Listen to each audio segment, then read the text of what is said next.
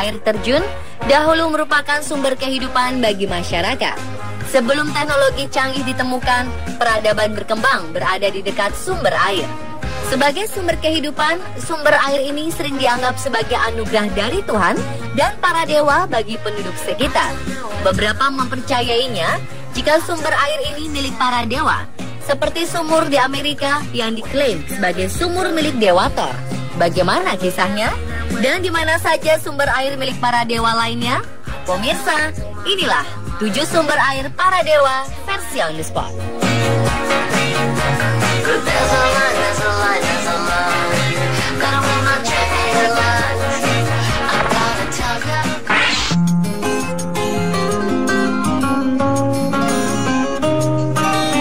Dewa Thor adalah dewa petir pada mitologi Nordik. Dewa ini digambarkan bertubuh besar dan memiliki sebuah godam sebagai senjatanya. Bertubuh kekar dan besar, Dewa Thor memiliki kekuatan yang luar biasa dan gemar bertarung. Gambaran inilah yang menjadikan sebuah fenomena alam berupa lubang di pantai dinamakan Sumur Thor. Sumur ini sejatinya adalah sebuah lubang dengan penampakannya seperti air terjun laut di dalam dongeng. Sumur ini sepertinya selalu haus dan tidak pernah puas menghisap air laut. Ketika ombak menerjang, air asin akan memenuhi sumur, tetapi tidak pernah bisa membanjiri sumur ini. Air yang masuk langsung meresap di antara celah-celah batu. Fenomena ini terlihat seolah-olah sumur Dewa Thor merupakan sumur tak berdasar yang menelan segala benda yang masuk ke dalamnya. Anehnya, jika diukur, lubang ini hanya sedalam 6 meter. Sumur Thor memang indah, namun mematikan. Jika kita tidak berhati-hati ketika menikmati keindahannya, kita akan tergelincir di terpa ombak dan tenggelam ke dasar sumur.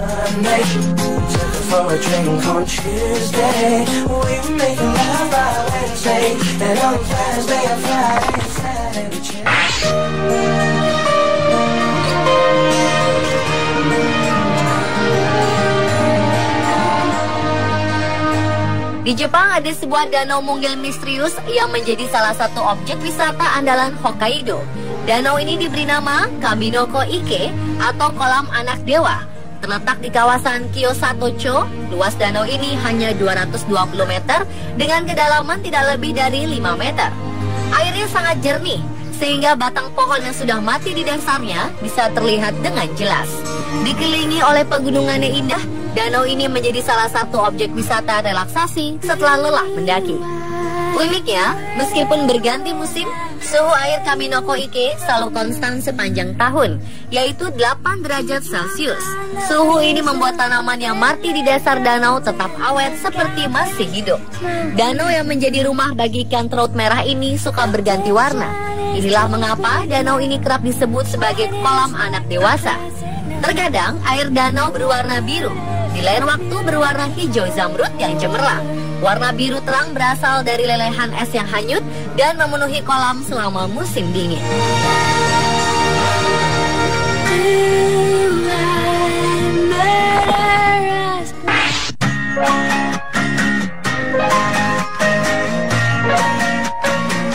Tidak perlu jauh-jauh ke luar negeri. Di Indonesia juga ada sumber air yang dipercaya berasal dari para dewa. Sumber air ini adalah Danau Gunung Tujuh yang terletak di puncak Gunung Tujuh, Desa Pelompe, Kecamatan Ayu Aro, Kabupaten Kerinci, Jambi. Danau Gunung Tujuh merupakan salah satu danau kaldera tertinggi di Asia Tenggara. Luasnya sekitar 960 hektar dengan panjang 4,5 km dan lebar 3 km. Karena letaknya di atas gunung, danau ini menyuguhkan udara segar dengan air yang jernih dan panorama hijau yang membuat kita tidak ingin cepat-cepat pulang.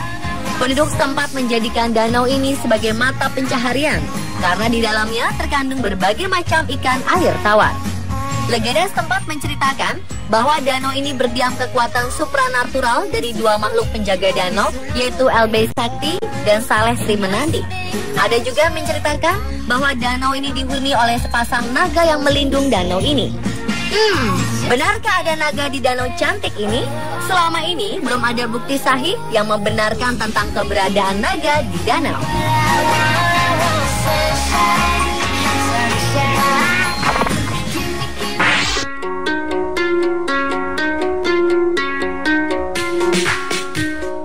Sumber air para dewa selanjutnya berupa air terjun di Islandia. Air terjun bernama Godafoss ini merupakan air terjun paling spektakuler di Islandia. Air terjun yang terletak di distrik Nýmahten, Islandia ini memiliki tinggi 12 meter dan lebar 30 meter.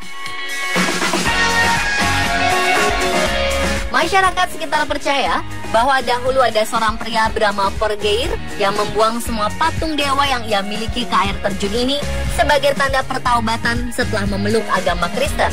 Selain itu ada juga cerita tentang kapal Islandia yang tenggelam di air terjun ini pada Perang Dunia Kedua. Tenggelamnya kapal ini langsung memberikan dampak buruk bagi kehidupan Islandia.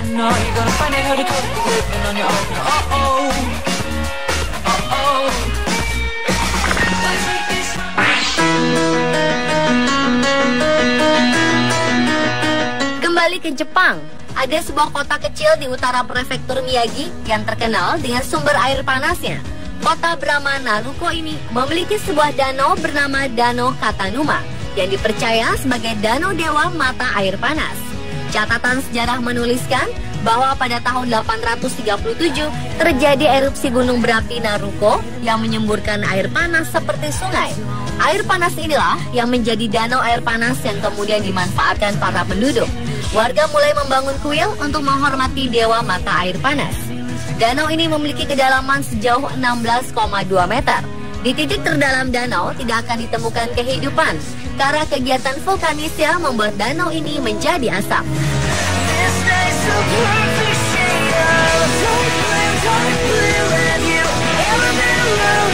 Selain danau dewa mata air panas, Danau Katanuma juga dinamakan Danau Dewa Naga. Konon danau ini juga dipercaya menjadi rumah bagi seekor naga betina.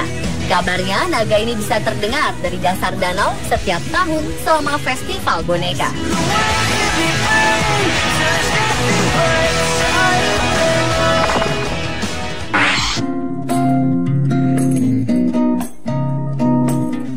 Mitologi Romawi juga sering menceritakan kisah para dewa.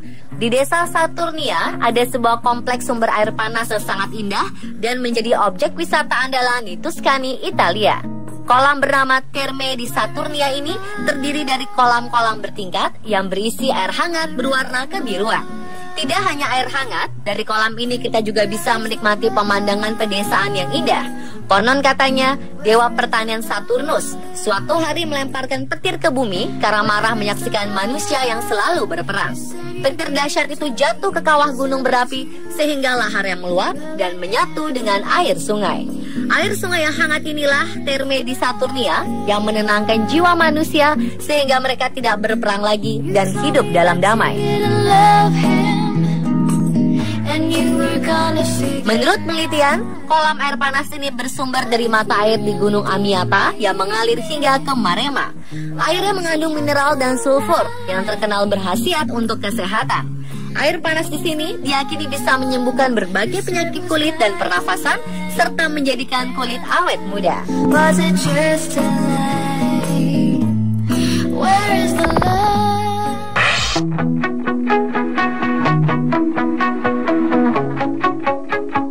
Cina terkenal akan Sungai Huanghe atau Sungai Kuningnya. Bangsa Cina yang besar dan berkelana ke seluruh penjuru dunia berasal dari sungai ini. Peradaban Cina kuno dahulu dibangun di sekitar Sungai Kuning. Para petani menggunakan aliran Sungai Kuning untuk mengairi tanaman padi dan pertanian lainnya. Mereka menamakan sungai ini sebagai Sungai Dewa atau Sungai Surga.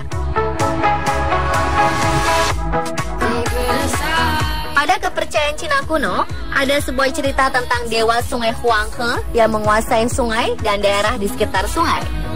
Pada sebuah musim gugur, hujan sangat lebat dan membuat semua permukaan air sungai tinggi. Hal ini membuat sungai menjadi lebih luas dan membuat dewa Sungai Kuning gembira. Kegembiraannya ini hampir membuat dewa sombong.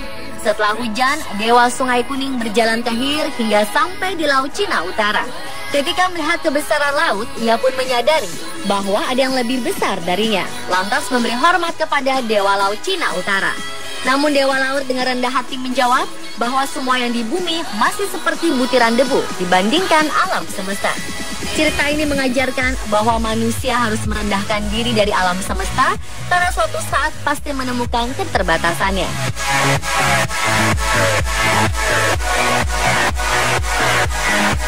Pemirsa, itulah 7 sumber air para dewa yang ada di dunia versi on the spot. With you, have further to fall.